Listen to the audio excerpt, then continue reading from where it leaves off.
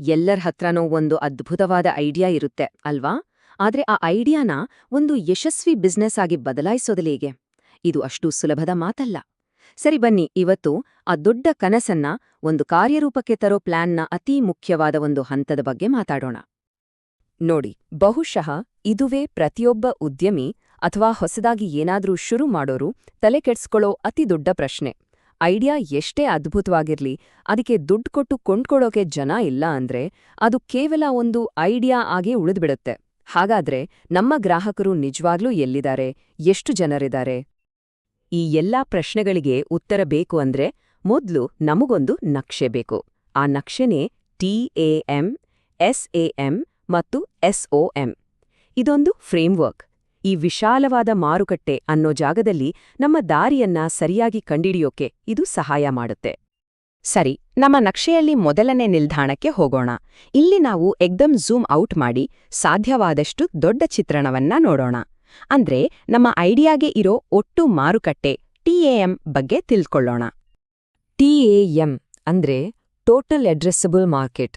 ಇದನ್ನ ಒಂದು ರೀತಿ ಬ್ಲೂ ಸ್ಕೈ ಸನ್ನಿವೇಶ ಅಂತ ಅನ್ಕೋಬಹುದು. ಅಂದ್ರೆ ಯೋಚನೆ ಮಾಡಿ, ಮಾರುಕಟ್ಟೆಯಲ್ಲಿ ಬೇರೆ ಯಾರು ಸ್ಪರ್ಧಿಗಳೇ ಇಲ್ಲ ಮತ್ತು ನಿಮ್ಮ ಪ್ರಾಡಕ್ಟ್ ಬೇಕಾಡಿರೋ ಪ್ರತಿಯೊಬ್ರೂ ಅದನ್ನ ಕೊಂಡುಕೊಂಡ್ರೆ ಆಗ ಆ ಮಾರುಕಟ್ಟೆಯ ಒಟ್ಟು ಮೌಲ್ಯ ಎಷ್ಟಿರಬಹುದು? ಅದೇ TAM. ಹಾಗಾದ್ರೆ ಇಷ್ಟೊಂದು ದೊಡ್ಡ ನಂಬರ್ ಹೇಗೆ ಕಂಡುಹಿಡಿಯೋದು?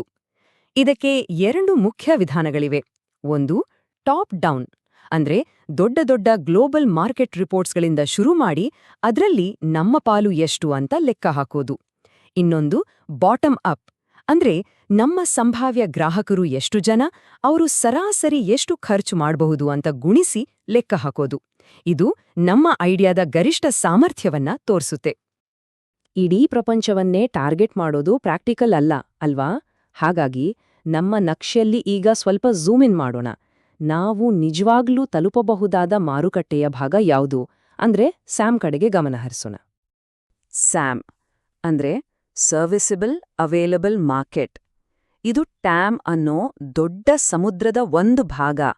ಆದ್ರೆ ಇದು ನಮ್ಮ ನಿರ್ದಿಷ್ಟ ಪ್ರಾಡಕ್ಟ್ ಅಥವಾ ಸೇವೆಗೆ ಸಂಬಂಧಪಟ್ಟ ಗ್ರಾಹಕರನ್ನು ಮಾತ್ರ ಒಳಗೊಂಡಿರುತ್ತೆ.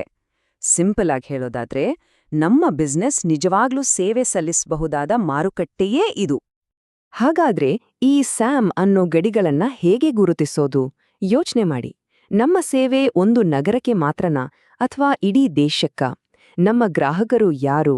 ಒಂದು ನಿರ್ದಿಷ್ಟ ವಯಸ್ಸಿನವರ ಅಥವಾ ನಿರ್ದಿಷ್ಟ ಆದಾಯದ ಗುಂಪಿಗೆ ಸೇರಿದವರ? ಈ ಪ್ರಶ್ನೆಗಳಿಗೆ ಉತ್ತರ ಸಿಕ್ಕಿದ್ರೆ ನಮ್ಮ ಸ್ಯಾಮ್ ಯಾವುದು ಅಂತ ಕ್ಲಿಯರ್ ಆಗತ್ತೆ.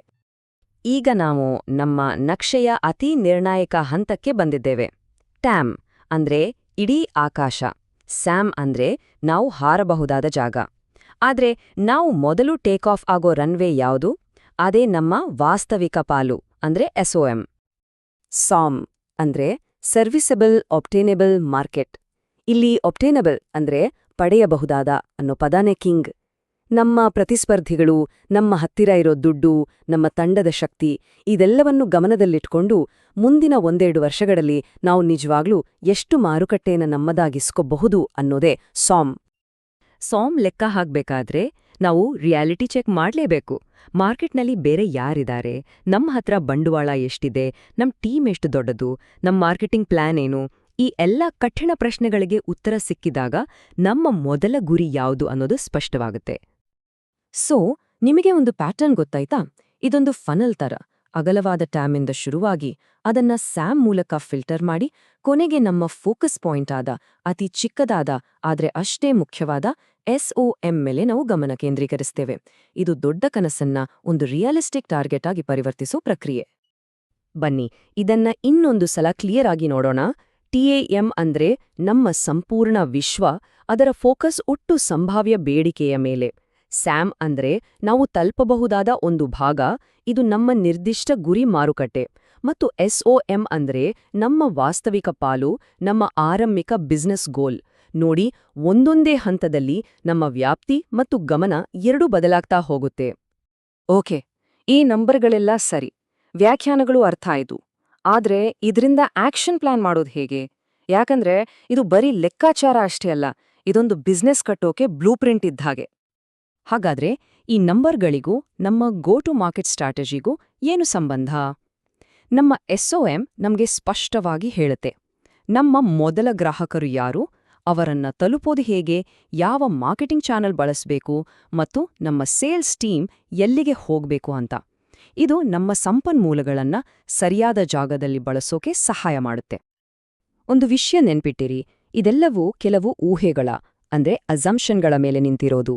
ನಮ್ಮ ಕಸ್ಟಮರ್ಸ್ ಇಷ್ಟು ದುಡ್ಡು ಕೊಡ್ತಾರೆ ಅಥವಾ ಈ ಏರಿಯಾದಲ್ಲಿ ಇಷ್ಟು ಬೇಡಿಕೆ ಇದೆ ಅನ್ನೋದೆಲ್ಲ ಊಹೆಗಳಷ್ಟೇ. ಇವನ್ನ ಕೇವಲ ಪೇಪರ್ ಮೇಲಿಡದೆ ಮಾರುಕಟ್ಟೆಗೆ ಇಳಿದು ಪರೀಕ್ಷೆ ಮಾಡಿ ನಿಜ ಅಂತ ಪ್ರೂವ್ ಮಾಡೋದು ಯಶಸ್ಸಿಗೆ ತುಂಬಾನೇ ಮುಖ್ಯ. ಅಷ್ಟೇ ಅಲ್ಲ, ಈ ಫ್ರೇಮ್ವರ್ಕು ನಮ್ಮ ಬೆಳವಣಿಗೆಯ ದಾರಿಯನ್ನು ತೋರಿಸುತ್ತೆ. ನಮ್ಮ SOMಗೂ SEMಗೂ ಇರೋ ಗ್ಯಾಪ್ ಇದೆಯಲ್ಲ, ಅದೇ ನಮ್ಮ ಮುಂದಿನ ಎಕ್ಸ್ಪ್ಯಾನ್ಷನ್ ಪ್ಲಾನ್. ಇವತ್ತು ನಮ್ಮ SOM ಗೆದ್ರೆ ನಾಳೆ SEMನ ಉಳಿದ ಭಾಗವನ್ನ ಹೇಗೆ ತಲುಪೋದು ಅನ್ನೋ ಯೋಜನೆಗೆ ಇದೇ ಅಡಿಪಾಯ. ಕೊನೆಗೆ ಈ ಇಡೀ ವಿಶ್ಲೇಷಣೆ ಬಂದು ನಿಲ್ಲೋದು ಈ ಒಂದೇ ಒಂದು ಸರಳ ಪ್ರಶ್ನೆಗೆ: ಬರೋ 1-3 ವರ್ಷದಲ್ಲಿ ನಾವು ಮಾರುಕಟ್ಟೆಯ ಎಷ್ಟು ಪಾಲನ್ನ ನಿಜವಾಗ್ಲೂ ನಮ್ಮದಾಗಿಸ್ಕೋಬಹುದು? ಈ ಪ್ರಶ್ನೆಗೆ ಒಂದು ಸ್ಪಷ್ಟ ಉತ್ತರ ಸಿಕ್ಕ್ರೆ ನಮ್ಮ ಇಡೀ ತಂಡಕ್ಕೆ ಒಂದು ನಿರ್ದಿಷ್ಟ ಗುರಿ ಸಿಕ್ಕ ಹಾಗೆ.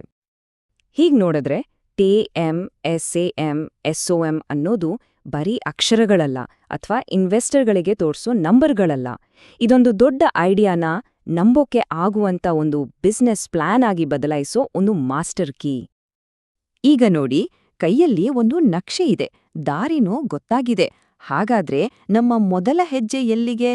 ಮೊದಲು ಯಾವ ಮಾರುಕಟ್ಟೆಯನ್ನ ಅಂದ್ರೆ ನಮ್ಮ SOM ಅನ್ನ ಗೆಲ್ಲೋಕೆ ಹೊರ್ತಿದೀವಿ? ಯೋಚಿಸಿ.